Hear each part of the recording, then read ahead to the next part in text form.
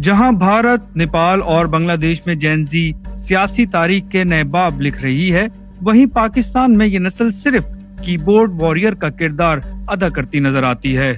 कहा जाता है कि ज़िया-उल हक के दौर में स्टूडेंट यूनियंस पर लगने वाली वो पाबंदी जो आज तक बरकरार है, इसकी एक मुमकिन वजह हो सकती है। ज़िया-उल हक के दौर में जो लगने वाला बैन था, उसने एक पूरी नस्ल की जो आइडियोलॉजिकल शऊर था या नजरियाती जो असास थी, उसको खत्म कर दिया। जिन ताकत के ऐवानों में इन जेन ज़ी और इन यूथ की यंगस्टर्स की नुमाइंदगी होनी चाहिए थी, आपने हमें बाहर कर दिया। आपने हमें स्टूडेंट यूनियंस पर पाबंदियां लगाकर, आपने जो है वो फ्रीडम ऑफ स्पीच पर कदगन लगाकर, हम पर जो है वो लोगों को मुसल्लत करके इस तरह से सोसाइटी को हॉस्टाइल कर दिया, इस तरह से फ्रस्ट्रेट कर दिया। ना डिबेट की जगह बची, ना कहीं डिस्कशन की जगह बची। खित्ते में नौजवान क़यादत मांग रहे हैं, वो सड़कों पर हैं, पार्लियामेंट के बाहर हैं, ट्रेंड्स बना रहे हैं और नई सियासी जमातों की बुनियाद रख रहे हैं। लेकिन पाकिस्तान में नौजवान नस्ल की सियासत में शमूलियत एक किस्सा पारीना है। इस पस मंजर में ये सवाल अहम है कि एक आमराना हुकूमत तुलबा यूनियन से इस कदर खौफजदा क्यों थी। मुबस्सरीन के मुताबिक जनरल ज़िया-उल हक की जानिब से लगाई गई ये पाबंदी दरअसल अपने फौजी इक़्तिदार को तूल देने, हुकूमत मुखालिफ तुलबा तंजीमों की सियासी ताकत को कमजोर करने और तालीमी इदारों में सियासी सरगर्मियों को महदूद करके रियासती कंट्रोल को मजबूत बनाने की हिकमत अमली का हिस्सा थी। इनफैक्ट झगड़ा इंट्रोड्यूस इसलिए कराया गया कि स्टूडेंट पॉलिटिक्स को किसी तरीके से टैबुआइज किया जा सके कि ये एक बुरी चीज है, अगर तुलबा इसके अंदर पढ़ेंगे तो वो बिगड़ जाएंगे। अच्छे तुलबा वही हैं जो कि सिर्फ अपनी पढ़ाई से ताल्लुक रखें और उनका ताल्लुक क्लास के अलावा और किसी मामले से ना हो।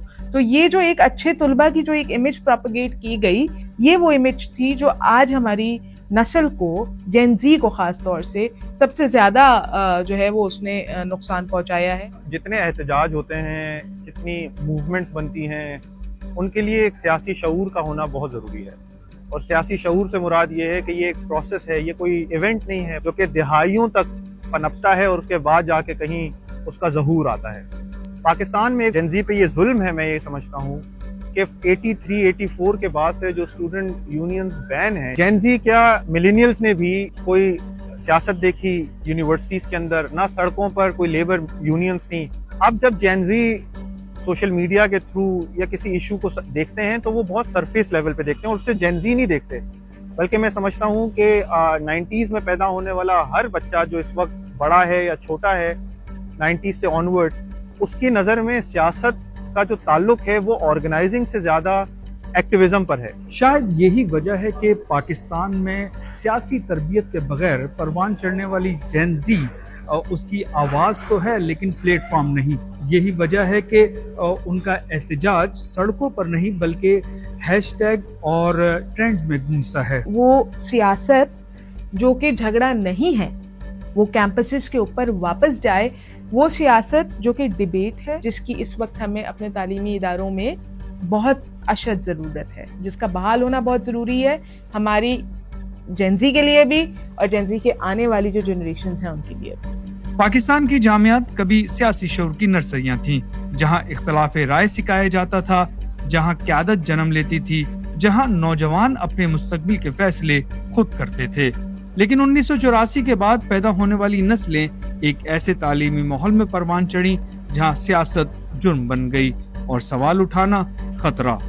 मगर जेन ज़ी का मानना है कि अगर मौका मिले तो वो भी खित्ते के बाकी ममालिक की तरह मुल्क में तब्दीली ला सकती है। पाकिस्तान के डायनेमिक्स थोड़े से मुख्तलिफ हैं और ख़ास तौर पर प्रोटेस्ट करवाने में, प्रोटेस्ट ख़त्म करवाने में जिस तरह एस्टेब्लिशमेंट्स का हाथ रहा है, ठीक है, माजी में भी और अभी भी, मुझे ये लगता है कि कीबोर्ड से लेके प्रोटेस्ट तक का सफ़र इतना लंबा नहीं होगा। वो आप देखिएगा जब स्पार्क मिलेगा हर तरफ जेन ज़ी, जेन अल्फा होगी। जब नौजवान नस्ल को खामोश कर दिया जाए तो माशरे में सिर्फ सन्नाटा नहीं, बेसिमती भी बढ़ती है। जेन ज़ी को सियासत से अलग करके हम आने वाली क़यादत को अंधेरे में धकेल रहे हैं और इस अंधेरे का असर आने वाले अदवार में हर सतह पर महसूस होगा।